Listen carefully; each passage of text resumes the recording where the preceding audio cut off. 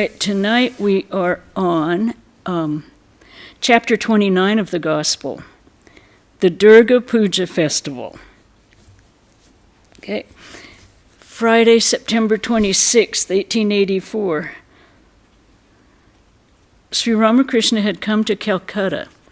It was the first day of the Durga Puja, the great religious festival, and the Hindus of the metropolis were celebrating it. The master intended to visit the image of the Divine Mother at Adhar's house. He also wanted to see Shivanath, the Brahmo devotee. It was about midday. Umbrella in hand, M was pacing the footpath in front of the Brahmo Samaj temple. 2 hours had passed, but the master had not yet appeared. Now and then M sat down on the steps of Dr.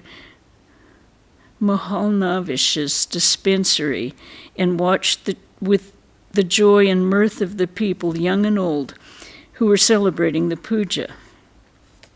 A little after 3, the master's carriage drove up. As soon as Sri Ramakrishna stepped out, he saluted the temple of the Brahmo Samaj with folded hands. Hazrat and a few other devotees were with him. M bowed before the master and took the dust of his feet. The master told him that he was going to Shivanath's house.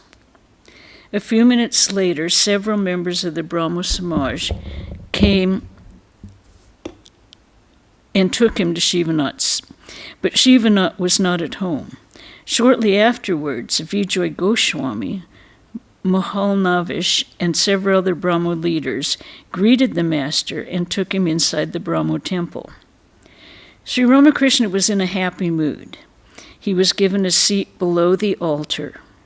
When the Brahmo devotees sang their devotional music, Vijay and the Brahmo devotees sat in front of the master. Master to Vijay with a smile, "I was told that you had put up a signboard here that people belonging to other faiths were not allowed to come in. Narendra too said to me, you shouldn't go to the Brahmo Samaj. You'd better visit Shivanath's house. But I say we are all calling on the same God. Jealousy and malice need not be. Some say that God is formless, and some that God has form. I say, let one man meditate on God with form if he believes in form, and let another meditate on the formless deity if he does not believe in form. What I mean is that dogmatism is not good. It is not good to feel that my religion alone is true and other religions are false. The correct attitude is this: my religion is right, but I do not know whether other religions are right or wrong, true or false. I say this because one cannot know the true nature of God unless one realizes him. Kabir used to say, God with form is my mother, the formless is my father. Which shall I blame? Which shall I praise? The 2 pans of the scales are equally heavy. Hindus, Muslims, Christians, Shaktas, Shaivas, Vaishnavas, the Brahmagyanis of the time of the Rishis, and you, the Brahmagyanis of modern times, all seek the same object. A mother prepares dishes to suit the stomachs of her children. Suppose a mother has 5 children, and a fish is bought for the family. She doesn't cook pulao or kalaya for all of them. All have not the same power of digestion. So she prepares a simple stew for some, but she loves all of her children equally. Do you know my attitude? I love all the preparations of fish. I have a womanly nature. I'll laugh. I feel myself at home with every dish: fried fish, fish cooked with turmeric powder, pickled fish, and further, I equally relish rich preparations like fish head, kalia, and pulao. All laugh. Do you know what the truth is? God has made different religions to suit different aspirants, times, and countries. All doctrines are only so many paths, but a path is by no means God himself. Indeed, one man can reach God if one follows any of the paths with wholehearted devotion. Suppose there are errors in the religion that one has accepted. If one is sincere and earnest, then God himself will correct those errors. Suppose a man has set out with a sincere desire to visit Jagannath at Puri, and by mistake he has gone north instead of south. Then certainly someone meeting him on the way will tell him, "My good fellow, don't go that way, go to the south." And the man will reach Jagannath sooner or later. If there are errors in other religions, this is none of our business. God, to whom the world belongs, takes care of that. Our duty is somehow to visit Jagannath. To the Brahmos, the view you hold is good indeed. You describe God as formless. That is fine. One may eat a cake with icing, either straight or sideways. It will taste sweet either way. But dogmatism is not good. You have no doubt heard the story of the chameleon. A man entered a wood and saw a chameleon on a tree. He reported to his friends, "I have seen a red lizard." He was convinced that it was nothing but red. Another person, after visiting the tree, said, "I have seen a green lizard." He was firmly convinced that it was nothing but green. But the man who lived under the tree said, "What both of you have said is true. But the fact is that the creature is sometimes red, sometimes green, sometimes yellow, and sometimes has no color at all." God has been described in the Vedas as both with attributes and without. You describe him as without form only. That is one-sided. But never mind. If you know one of his aspects truly, you will be able to know his other aspects too. God himself will tell you all about them. Pointing to 2 or 3 of the Brahmo devotees, those who come to your Samaj know both this gentleman and that. Vijay still belonged to the Sadharan Brahmo Samaj. He was a salaried preacher of that organization, but could not obey all its rules and regulations. He mixed with those who believed in God with form. This was creating misunderstanding between him and the Brahmo authorities. Many Brahmos disapproved of his conduct. The master suddenly looked at Vijay and began to talk to him. Master, to Vijay, smiling, "I understand that they have been finding fault with you for mixing with those who believe in God with form. Is that true? He who is a devotee of God must have an understanding that cannot be shaken under any conditions. He must be like the anvil in a blacksmith's shop. It is constantly being struck by the hammer. Still, it is unshaken. Bad people may abuse you very much and speak ill of you, but you must bear with them all if you sincerely seek God. Isn't it possible to think of God in the midst of the wicked? Just think of the rishis of ancient times. They used to meditate on God in the forest, surrounded on all sides by tigers, bears, and other ferocious beasts. Wicked men have the nature of tigers and bears. They will pursue you to do you an injury. One must be careful about these few things. First, an influential man who has much money and many men under his control. He can injure you if he wants to. You must be careful while talking to him. Perhaps you may have to approve what he says. Second, a dog. When it chases you or barks at you, you must stand still, talk to it gently, and pacify it. Third, a bull. If it runs after you with lowered horns, you must calm it with a gentle voice. Fourth, a drunkard.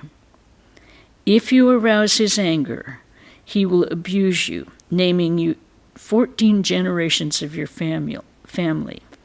You should say to him, "Hello, uncle, how are you?" Then he will be mightily pleased and sit by you and smoke. In the presence of a wicked person, I become alert. If a man asks me whether I have a pipe for smoking, I say, "Yes, I have." Some people have the nature of a snake. They will bite you without warning. You have to discriminate a great deal in order to avoid the bite. Otherwise, your passion will be stirred up to such an extent that you will feel like doing injury in return. The companionship of a holy man is greatly needed now and then. It enables one to discriminate between the real and the unreal. Vijoy, I have no time, sir. I am entangled in my duties here. Master, you are a religious teacher. Others have holidays, but not so for a religious teacher. When the manager of an estate brings order to one part of it, the landlord sends him to another part, so you have no leisure. All laugh. Vijoy with folded hands. Sir, please give me your blessing. Master, now you are talking like an ignorant person. It is God alone who blesses. Vijoy, revered sir, please give us some instruction. The master glanced around the Brahmo temple and said with a smile, "This is nice too, a mixture of crystals and syrup." And there's a footnote here. That is to say, a mixture of worldly and spiritual ideals. The allusion is to that of the practice of keeping molasses in an earthenware jar with a small hole at the bottom. The watery part slowly leaks out and crystals are formed. There are crystals, and there is syrup too here. I have scored too many points and am therefore out of the game. All laugh. Do you know the game called Knacks? It is a game of cards, and anyone scoring above 17 is out of the game. Those who score fewer points, say 5, 7, or 10, are clever. I have scored too many and am out of the game. Once Keshab Sen gave a lecture at his house. I was present. Many people were there. The ladies were seated behind the screen. Keshab, in the course of his talk, said, "O God, please bless us that we may dive and disappear altogether in the river of bhakti." I said to Keshab with a smile, "If you disappear altogether in the river of bhakti, then what will be the fate of those behind the screen? By all means you dive into the river, but you'd better come back to dry land now and then. Don't disappear in the river altogether." At these words, Keshab and the others burst out laughing. Never mind. One can realize God in the world too, if only one is sincere. I and mine, that is ignorance, but O God, thou and thine, that is knowledge. Live in the world like a maidservant in a rich man's house. She performs all the household duties, brings up her master's child, and speaks of him as my Hari. But in her heart she knows quite well that neither the house nor the child belongs to her.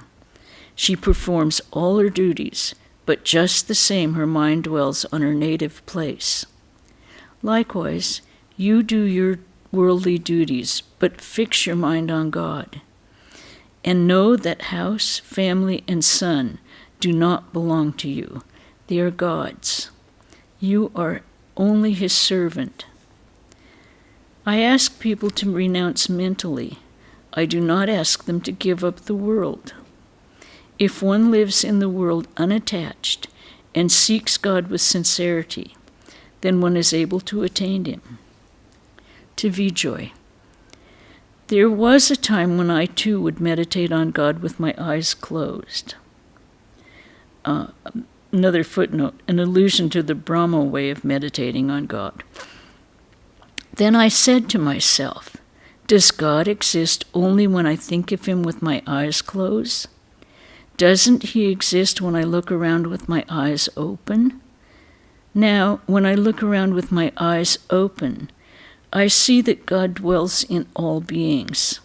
He is the indwelling spirit of all, men, animals, and other living beings, trees and plants, sun and moon, land and water. Why do I seek Shivanath? He who meditates on God for many days has substance in him, has divine power in him.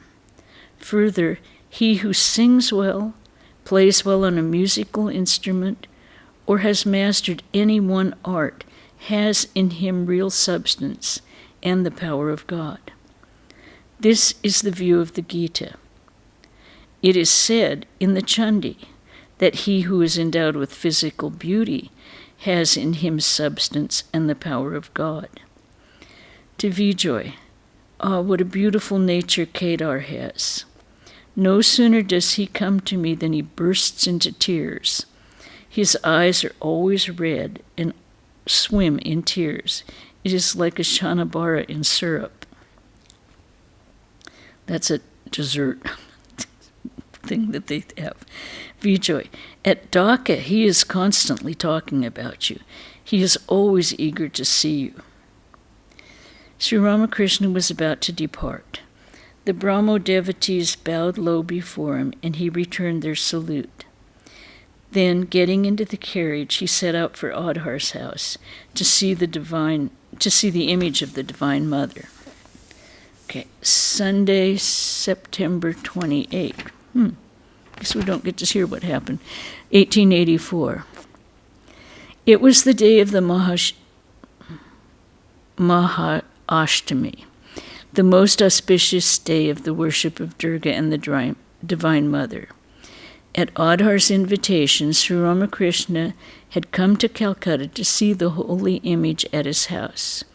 Before going there, he went to Ram's.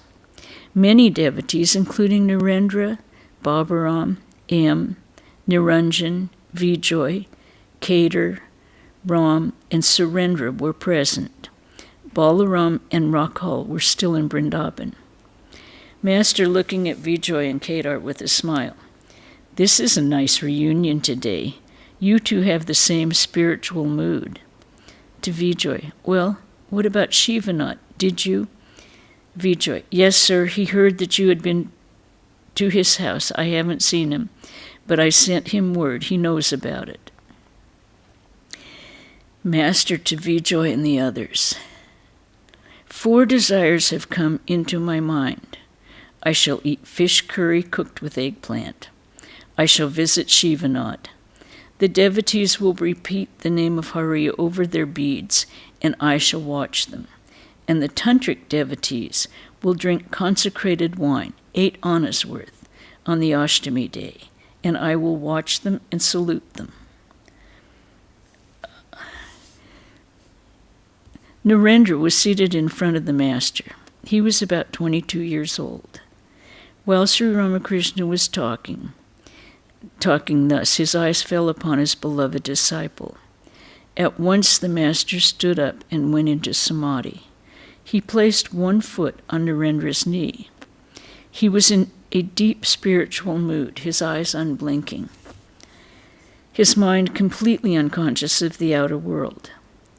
After a long time, he came down to the relative plane of consciousness, but he still appeared dazed, for the intoxication of divine bliss had not altogether left him. Speaking to himself in that ecstatic state, he repeated the name of God. He said, Satchidananda, Satchidananda, Satchidananda. Shall I repeat that? No, it is the day of the Divine Mother, the giver of the bliss of divine inebriation.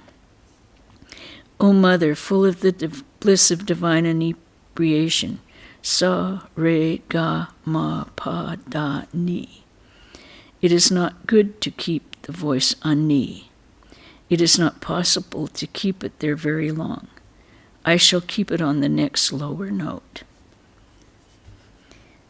There are different planes of consciousness, the gross, the subtle, the causal, and the great cause. Entering the Mahakarana, the great cause, one becomes silent. One cannot utter a word. But in Ishvara Koti, after attaining the great cause, can come down again to the lower planes. Incarnations of God and others like them belong to the class of the Ishvara Kotis. They climb up and they can also come down. They climb to the roof and they can come down again by the stairs and move about on the lower floor. It is a case of negation and affirmation. Footnote on that. That is to say, the aspirant at first negates the world on account of its not being God. But after the divine realization, he accepts the same world as the manifestation of God himself. There is, for instance, the 7-story palace of a king. Strangers have access only to the lower apartments. But the prince, who knows the palace to be his own, can move up and down from floor to floor. There is a kind of rocket that throws out sparks in one pattern and then seems to go out. After a moment, it makes another pattern and still another. There is no end to the patterns it can make. But there is another kind of rocket. When it is lighted, makes only a dull sound, throws out a few sparks, and then goes out altogether. Like this second kind, an ordinary jiva, after much spiritual effort, can go to a higher plane, but he cannot come down to tell others his experiences. After much effort, he may go into samadhi, but he cannot climb down from that state or tell others what he has seen. There is a class of devotees, the Nityasiddhas, the ever-perfect. From their very birth they seek God. They do not enjoy anything of the world. The Vedas speak of the Homa bird. It goes very high in the sky. There the mother bird lays her egg. She lives so high that the egg falls for many days. While falling, it is hatched. The chick continues to fall. That also goes on for many days. In the meantime, the chick develops eyes. Coming near the earth, it becomes conscious of the world. It realizes it will meet certain death if it hits the ground. Then it gives a shrill cry and shoots up towards its mother. The earth means death, and it frightens the young bird. It then seeks its mother. She dwells high up in the sky, and the young bird shoots straight up in that direction. It doesn't look anywhere else. Those who are born as the companions of an incarnation of God are eternally perfect. For some of them, that birth is the last. To Vijay, you have both yoga and boga. King Janaka also had yoga and boga. Therefore, he is called a Rajarshi, both king and seer. Narada was a Devarshi, and Sukadeva a Brahmarshi. Yes, Sukadeva was a Brahmarshi. He was not a mere jnani. He was the very embodiment of jnana. Divine knowledge. Whom do I call a jnani? A man who has attained knowledge and has done so after much effort. Shukadeva was the very image of knowledge. In other words, a form of concentrated knowledge. He attained knowledge spontaneously, without any labor. Sri Ramakrishna, saying this, Sri Ramakrishna came down to the normal mood. Then he talked freely with the devotees. The master asked Kedar to sing. Kedar sang, How shall I open my heart, O friend? It is forbidden for me to speak. I am about to die for lack of a kindred soul to understand my misery.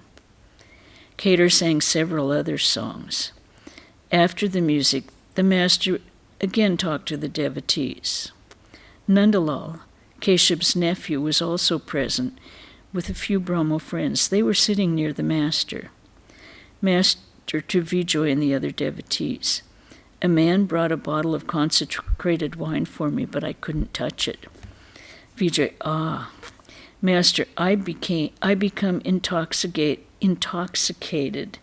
at the mere thought of God. I don't have to take any wine. I feel drunk at the very sight of the Charnamrita. I feel as if I had drunk 5 bottles of liquor. When a person attains such a state, he cannot help discriminating about food. Narendra. Okay, I'm looking for a good place to stop today because okay. As regards food, one should take whatever comes. Master, what you say applies only to a particular state of the aspirant's mind. No food can harm a jnani. According to the Gita, the jnani himself does not eat. His eating is an offering to the Kundalini. But that does not apply to a bhakta. The present state of my mind is such that I cannot eat any food unless it is first offered to God by a Brahmin priest. Formerly, my state of mind was such that I would enjoy inhaling the smell of burning corpses carried by the wind from the other side of the Ganga. It tasted very sweet to me. But nowadays, I cannot eat food touched by anybody and everybody. No, I cannot. But once in a while I do. One day I was taken to see a performance of a play at Keshav's house. They gave me luchi and curries to eat. I didn't know whether the food was handed to me by a washerman or a barber, but I ate quite a little. I'll laugh. Rakal had asked me to eat. To Narendra. With you it is all right. You are in this as well as in that. And the footnote on that is that Narendra was attentive both to the world and the spiritual life. Saying he's in this and that. Okay. You can eat everything now. To the devotees, blessed is he who feels longing for God, though he eats pork. But shame on him whose mind dwells on lust and greed, though he eats the purest food, boiled vegetables, rice, and ghee. Once I had a desire to eat dal cooked in a blacksmith's house. From my childhood, I had heard the blacksmiths say, "Do the Brahmins know how to cook?" I ate the dal, but it smelt of the blacksmith. I'll laugh. I received the alimony from Govinda Roy. Rice was cooked for me with onions in the kuti. I ate some. I ate curry in Mani Malak's garden house, but I felt a kind of repulsion to it. Okay, the footnote on the Muslims generally relish onions, which are forbidden to Orthodox Brahmins. When I went to Kamarpukur, Ramlal's father was frightened. He thought I might eat at any and every house. He was frightened to think I might be expelled from the caste, so I couldn't stay long. I came away. Both the Vedas and the Puranas describe pure food and conduct. But what the Vedas and the Puranas ask people to shun as impure is extolled by the Tantra as good. Oh, what a state of mind I passed through. I would open my mouth, touching, as it were, heaven and the netherworld with my jaws, and utter the word Ma. I felt that I had seized the mother like a fisherman dragging fish in his net. Let me recite a song.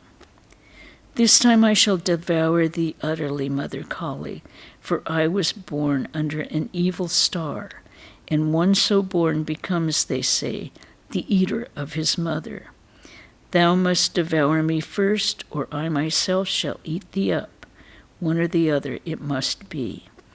I shall besmear my hands with black, and with black my face. With black I shall besmear the whole of my body. And when death seizes me, with black I shall besmear his face. O mother, I shall eat thee up, but not digest thee. I shall install thee in my heart, and make thee offerings with my mind. You may say that by eating Kali I shall embroil myself with Kali, her husband, with Kala, her husband, but I am not afraid. Braving his anger, I shall chant my mother's name, to show the world that Ram Prasad is Kali's rightful son. Come what may, I shall eat thee up, thee and thy retinue, or lose my life attempting it. I almost became mad, such was my longing for God. Narendra began to sing. O mother, make me mad with thy love. What need have I of knowledge or reason? Listening to this song, the master again went into samadhi. Coming down to the normal plane, he assumed the adit of Girirani and sang the Agamani. He sang intoxicated with divine love. O tell me, my Uma, how you have fared alone in the stranger's house. He said to the devotee, today is the Maha Ashtami and Mother has come. That is why I feel such an awakening of spiritual emotion. Kedar, Lord, you are here. Are you different from the Divine Mother? Sri Ramakrishna looked in another direction and sang in an absent-minded mood, Ah, friend, I have not found him yet, whose love has driven me mad. Again he became ecstatic and sang of the Divine Mother. As he sang, Vijay suddenly stood up crying the name of Hari. Sri Ramakrishna, full of divine love, began to dance with Vijay and the other devotees. And I think we're going to stop there with them dancing because that's where we're going to stop today. We're going to go on with the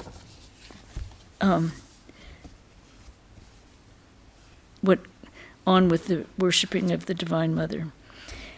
Were there any questions about what was read today? Or any comments? Okay. Then we will talk about tomorrow. Swami Vedarupananda is giving the talk Vedanta in 5 words. I'm really curious. I have no idea what 5 words. Vrajapran and I were trying to figure it out. We don't have it figured out yet, so we're going to have to listen. Wednesday we will have the reading on Swami Akhandananda. We're not finished yet. Probably have about 2 or 3 more. And Saturday we will have the gospel reading again at 5. So I hope you can all get here, Zoom or otherwise.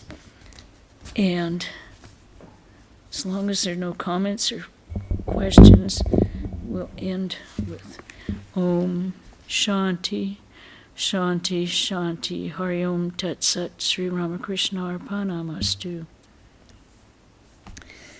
Stay warm and well. We have all of our people on Zoom who are very consistent. All of you stay okay. Thank you. We will see you next when you come. Okay. Have a good weekend.